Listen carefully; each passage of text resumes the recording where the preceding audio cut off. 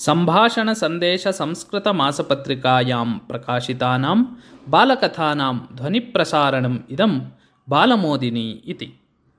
करणीया अकिञ्चनानां सेवा। महर्षिः रमणः परमविरक्तः तपस्वी। धर्मशास्त्राणाम् अध्ययनेन सह सङ्कल्पं कृतवान् यत् मया आवश्यकतायाः अधिकं वस्तु न सङ्गृह्णीयम् इति। सत्सङ्गाय आगतवन्तः जनानपि सः उपदिशति स्म। यावती आवश्यकता स्यात् तावत् एव यः सङ्गृह्णीयात् सः एव जनः सुखी भवेत् इति। महर्षेः सकाशे एकम् एव कौपीनम् आसीत्।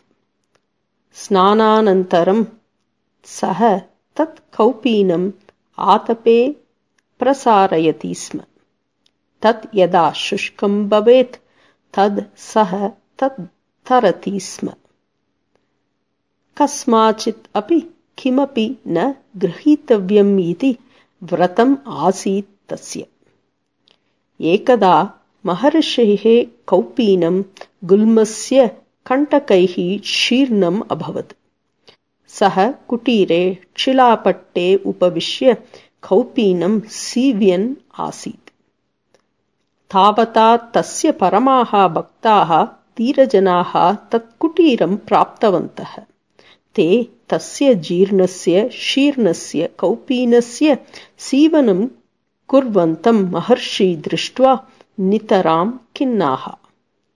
अञ्जलिं बद्ध्वा ते प्रार्थितवन्तः, महाराज, एतत् कौपीनं जीर्णत्वात् शीर्णम् अस्ति। यदि भवान् अस्मान् आदिशेत् तर्हि भवते एकं नूतनं कौपीनं दद्याम वयम्। महर्षिः एतत् श्रुत्वा स्मितपूर्वकं प्रेम्णा उक्तवान्, भवन्तः कौपीनं मह्यं न दद्युः इति न, किन्तु किं तेन पुरतः दृश्यताम्? तत्र बालकाः शीतेन कम्पमानाः सन्ति। तत् परिसरे एतादृशाः असङ्ख्याः जनाः सन्ति, ये च शैत्येन कम्पमानाः रात्रि यापयन्ति। यदि भवन्तः एकस्मै जनाय अपि वस्त्रं दद्युः तर्हि मया एव वस्त्रं प्राप्तम् इव इति। भक्ताः आश्चर्येण तस्य मुखं पश्यन्तः अतिष्ठन्।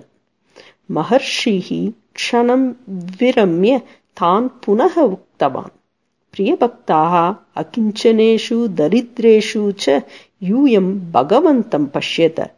एषः एव अस्माकं धर्मशास्त्राणां सारः। भक्ताः धीरजनाः तम् उपदेशं मनसा गृहीत्वा दरिद्राणाम् अकिञ्चनानां च सेवायै स्वकीयं जीवनम् अर्पितवन्तः।